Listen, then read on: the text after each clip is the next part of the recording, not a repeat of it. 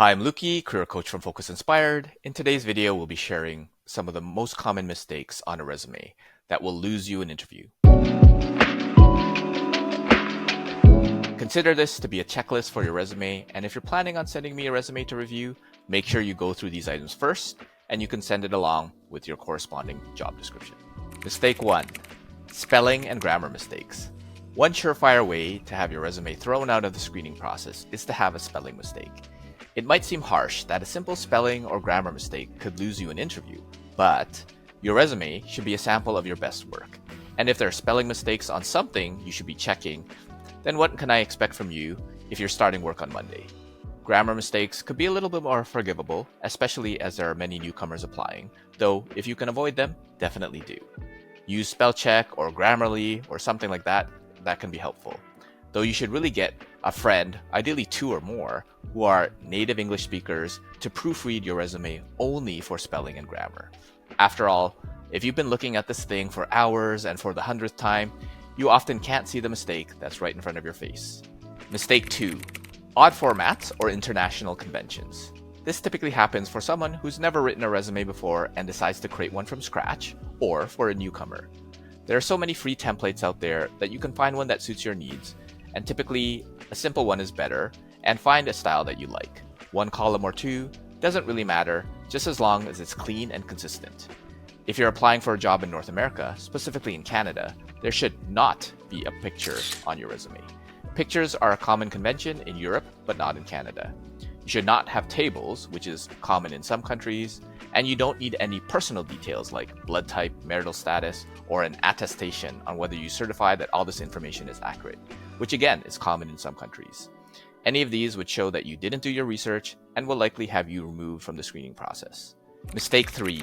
Formatting inconsistencies. Consistency showcases your attention to detail. Look to see if your bullets are misaligned or different sizes or different styles, or if you have the same or different fonts for different parts of your resume, or if your indents are in some parts of your resume and not for others. A common error is when your listed education is different than your work experience. The school is the company, and your degree is your title. Sometimes it's even whether or not you have a period at the end of some bullets and not on others. Consistent spacing can also be important. If you have a space after a title, make sure you have a space after every title. The amount of spacing matters less than whether it's consistently applied throughout your resume. At the end of the day, you want to show consistency. Why? Because someone with a consistent resume can perform consistently at the job. Mistake 4. Date inconsistencies.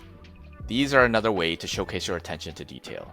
First of all of your dates must have months. Why? If you worked a job in 2021 to 2022, how long was that for?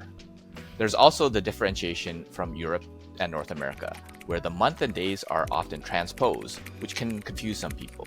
My recommendation would be to use the 3-letter month abbreviation, so April would be APR and September would be SCP, and make sure it's not SCPT. Whatever you decide, pick one and use it consistently.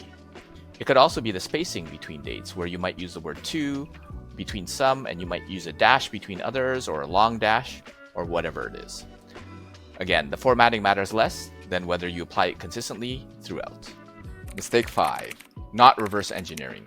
This is probably the biggest mistake I see folks make on their resume. Applicants will spend a bunch of time making sure their formatting is good, which is very important, though not enough time making sure that the content fits the role. To reverse engineer, blank out the bullets on your resume, grab the first bullet in the responsibility section, and copy it and paste it into the experience which best demonstrates your ability to do it.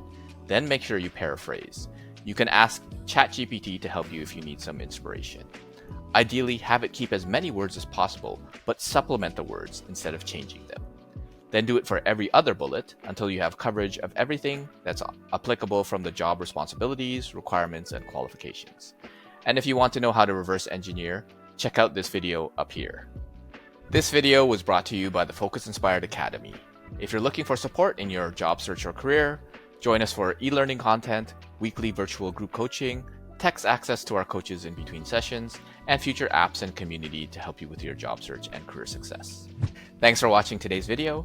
If you know someone who will find this useful, share this video with them and hit the like button for the algorithm, as it does help boost the video for others to see. Let me know if you have any questions or what you're struggling with in your job search or career, and feel free to connect with me on LinkedIn. Don't forget to subscribe for more tips on jobs, careers, and life. And YouTube recommends that you check out these videos next.